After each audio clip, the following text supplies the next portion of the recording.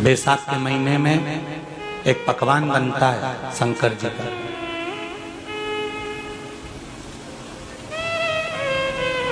शिव जी के हाथ में त्रिशूल है, शिव जी के 3 नेत्र हैं, बेलपत्री में भी 3 बोलते जाओ पत्ती है।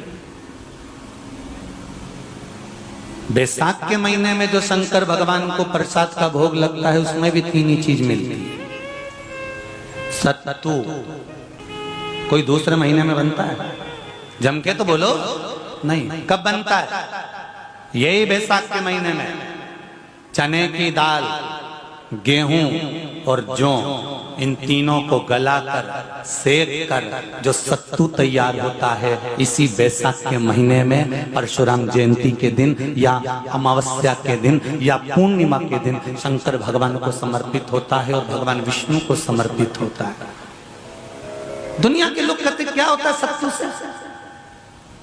सास अपनी बहू से कहती है बेटा सत्तू बना ले, थोड़ा सा सत्तू बाजार से ले आना, 10 रुपए का खरीद कर ले आना। आज सत्तू, आज अपन पूजन करेंगे सत्तू की, अक्षय तृतीया है, थोड़ा सा पूज देंगे, थोड़ा सा भगवान को भोग लगा देंगे, सत्तू का लड्डू बना लेंगे। बोलो री जी सही है कि गलत है? बाजार में भी सत्तू मिलता है तो बच्चे कहते हैं, बहुएं कहती हैं कौन खाएगा, काय को ला रहे हो, सत्तू का क्या काम है? पर शिव महापुराण की कथा कहती है, स्कंद पुराण की कथा कहती है, जिस समय पर बैसाख के महीने की सुंदर अमावस्या का दिन था, उस दिन माता पार्वती शंकर भगवान के लिए जब पकवान बनाने के लिए बैठी, कुछ नहीं मिला, तब माता पार्वती ने 3 अनाज को लिया, एक चना, दूसरा गेहूं और तीसरा जो इन तीनों को भींग रहे थे उसको लेकर आए गंगा जी में से, उसको सेक कर माता ने अंगीठी पर और उसका जो सत्तू बनाकर शिव को दिया। शंकर भगवान ने कह दिया, सुन पार्वती, ये सत्तू नहीं, ये मेरी औषधि है। बैसाख के महीने में जो खाएगा वो जिंदगी भर रोएगा नहीं, शरीर से स्वस्थ। अब उसको लोगों ने हंसी खेल में ले लिया, सत्तू का क्या काम, मम्मी हम नहीं खाएंगे, बड़ा पूरा। शिव जी का एक एक चीज। बैसाख के महीने में पियो बेल, बेल मतलब समझ गए, बेल का रस। बैसाख के महीने में पियो बेल और शरीर को रखो ऑलिव बेल। शरीर बेकार नहीं होगा,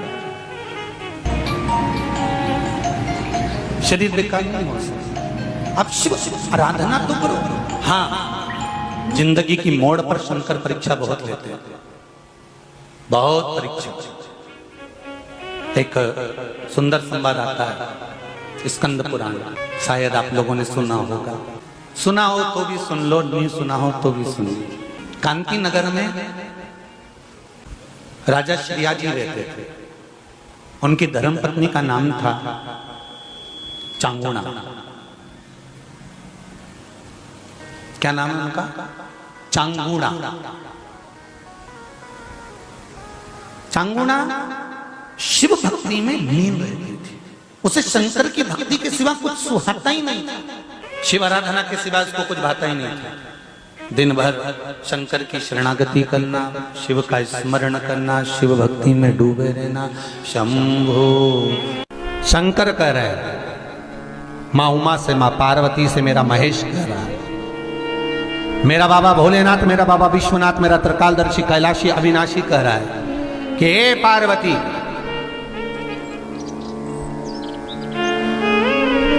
एक बीला, एक बेल जो मुझे समर्पित करता है, और समर्पित करने के बाद उस बेल की महत्वता देखिए, जो बैसाख महीने में बाबा शंकर को जो चढ़ाया जाता है, और 1000 अश्वमेध यज्ञ का पुण्य फल हम प्राप्त कर लेते मात्र एक फल चढ़ाकर, मात्र एक फल चढ़ाकर। हे पार्वती,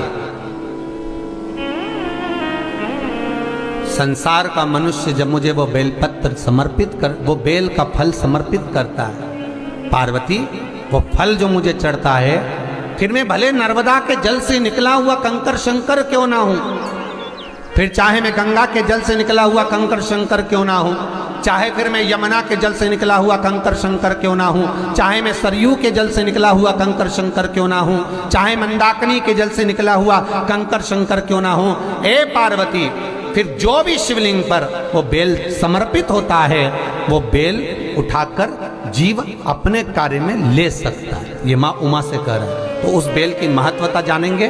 अब अपन उस बेल को जानने के लिए वापिस स्कंद पुराण में चले तो स्कंद पुराण में लिखा हुआ है कि जो बेल बैसाख के महीने में शंकर को चढ़ाया जाता है वो बेल का फल उठाकर रख लिया जाता है। बैसाख के महीने में उस चढ़े हुए, बाकी के आपको बेल का फल खाना हो तो बात दूसरी, पर चढ़ा हुआ जो बेल का फल है वो पूरा बैसाख नहीं खाना। बैसाख के बाद में अगला जो महीना आए उस महीने के अंदर उस फल के अंदर का गुर्दा निकालकर उसको सुखा लीजिए और सुखाकर जिस व्यक्ति को पथरी की बीमारी हो और जिस व्यक्ति को पेट में बहुत भोजन पचता ही नहीं है, पूरा शरीर पाचन क्रिया बेकार हो गई, उस व्यक्ति को केवल 7 दिन तक शंकर पर चढ़ा हुआ वो बेलपत्र प्रदान कर दीजिए। पथरी भी बाहर और पाचन क्रिया भी ठीक, जिंदगी भर तकलीफ नहीं। उस बैसाख में उस फल की इतनी महत्वता बाबा भोलेनाथ स्कंद पुराण, लिंग पुराण, नर्मदा पुराण, पद्म पुराण के अंतर्गत, शिव महापुराण के अंतर्गत वर्णन कर उसकी महत्वता है। वो बेल का फल साधारण नहीं हो सकता। अब मंदार का जो पुष्प होता है, आंकड़े का जो फूल होता है, एक सफेद कलर का भी होता है और एक गुलाबी कलर का भी होता है। देखा है आप लोगों ने? बोलो, जम के बोलो, देखा है ना? गुलाबी कलर का जो पुष्प होता है वो आप मंदार का, आंकड़े का जो गुलाबी कलर का पुष्प होता है आप टीवी पे देख रहे होंगे।